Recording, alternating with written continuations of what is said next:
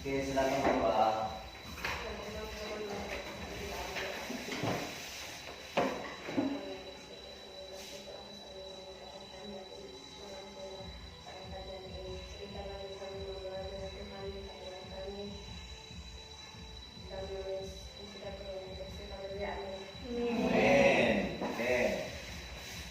Baik, sebelum kita mulai pelajaran, mana kita kelas? Ya, Pak. Oke, siapa yang tidak hadir hari ini ketua? Semua hadir semua, Pak. Semua hadir ya. Ya, Pak. Baik. Kemarin kita sudah membahas tentang ruang dan interaksi antar ruang. Ya, masih ingat pelajarannya? Masih, Pak. Masih ya. Jadi pelajarannya adalah ruang dan interaksi antar ruang. Saya mau bertanya dulu, materi kita minggu kemarin, ruang itu apa? Oke, silakan berdiri. Ruang adalah tempat di permukaan bumi baik secara keseluruhan maupun sebagian yang digunakan oleh makhluk hidup untuk tinggal. Oke, baik, terima kasih. Tepuk tangan untuk. Ada lagi? Ya, Pak. Oke, silakan. Ruang adalah tempat di permukaan bumi baik secara keseluruhan maupun hanya sebagian yang digunakan oleh makhluk hidup untuk tinggal.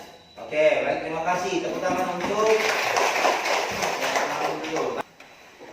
Tujuan pembelajaran hari ini adalah yang pertama, setelah selesai dalam pembelajaran yang diharapkan di sana, siswa mampu menjelaskan kondisi saling bergantung yang diperlukan untuk terjadinya interaksi antar ruang secara bertanggung jawab. Yang kedua, menyebutkan contoh kondisi saling bergantung yang diperlukan untuk terjadinya interaksi antar ruang secara kritis. Jadi kalau kemarin kita bahas tentang ruang dan interaksi antar ruang, ya. Jadi yang hari ini kita bahas adalah kondisi saling bergantung terjadinya interaksi antar ruang. Perhatikan dulu, ada pengertian menurut para ahli, ruang itu seperti apa? Setiap ruang di permukaan bumi memiliki karakteristik yang berbeda sehingga terjadilah interaksi antara satu wilayah dengan wilayah lainnya. Jadi kenapa dia berbeda? Disesuaikan dengan keadaan wilayahnya. Ya, interaksinya berbeda. Ya, misal contohnya saja. Nah, jadi di sini satu dulu tadi disampaikan di sana adalah saling melengkapi. Kondisi saling melengkapi terjadi apabila suatu wilayah memiliki komunitas yang berbeda antara satu dengan lainnya. Misalnya, seperti wilayah A merupakan penghasil ikan, sementara wilayah B merupakan daerah penghasil sayur. Nah, jadi saling melengkapi di sini, ya. Artinya ini dia punya sayur, ini dia punya ikan misalnya. Jadi penjual ikan atau penghasil ikan butuh sayur. Nah, yang penghasil sayur butuh ikan. Jadi saling melengkapi. Yang kedua, kesempatan antara atau intervening opportunity. Kondisi melengkapi di sini yaitu kesempatan antara adalah suatu lokasi yang menawarkan alternatif baik sebagai tempat asal ataupun tempat tujuan.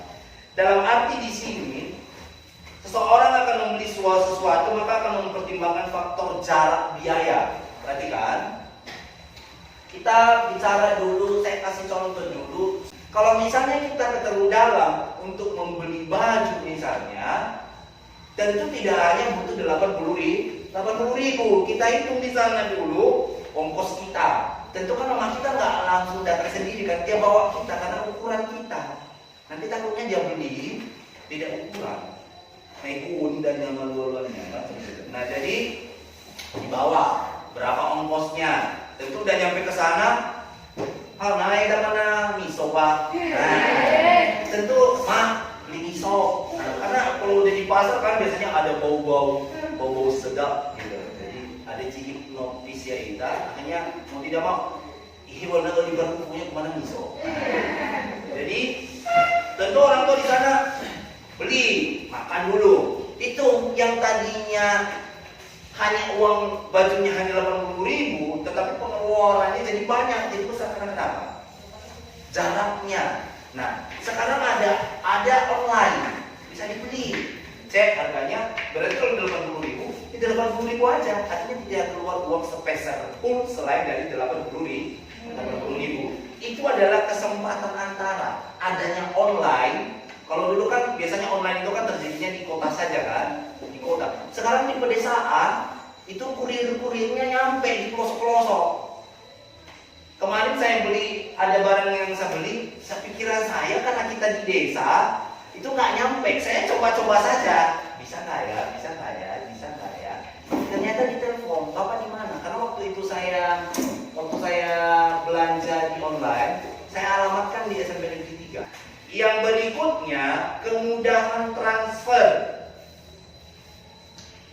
Kemudahan transfer di sini saling bergantung. Kemudian transfer pada umumnya pengangkutan barang ataupun orang memerlukan biaya yang dikeluarkan untuk terjadinya interaksi harus lebih rendah dibandingkan dengan keuntungan yang diperoleh.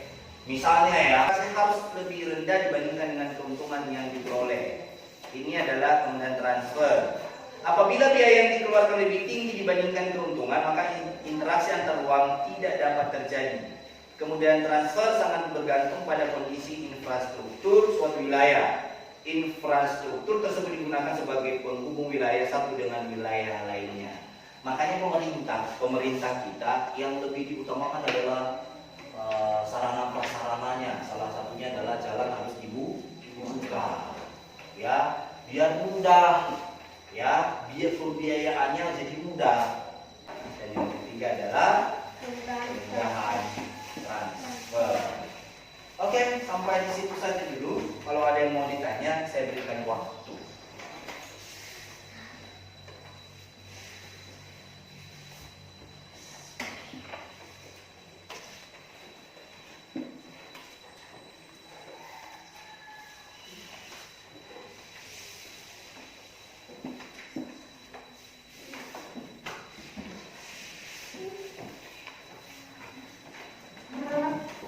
Ada?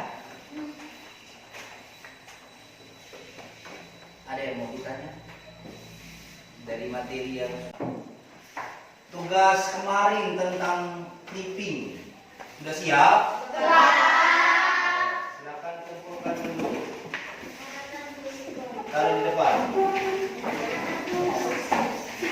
Satu.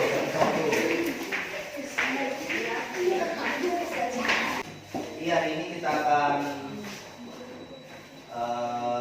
melakukan tes. Saya akan membagikan sebuah soal. Tulis namanya nanti secara lengkap ya.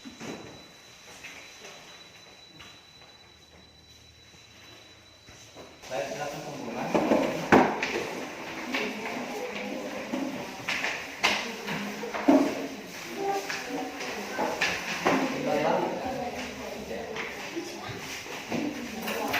Tugasnya tadi sudah selesai, kemudian pelaksanaan tesnya juga sudah selesai,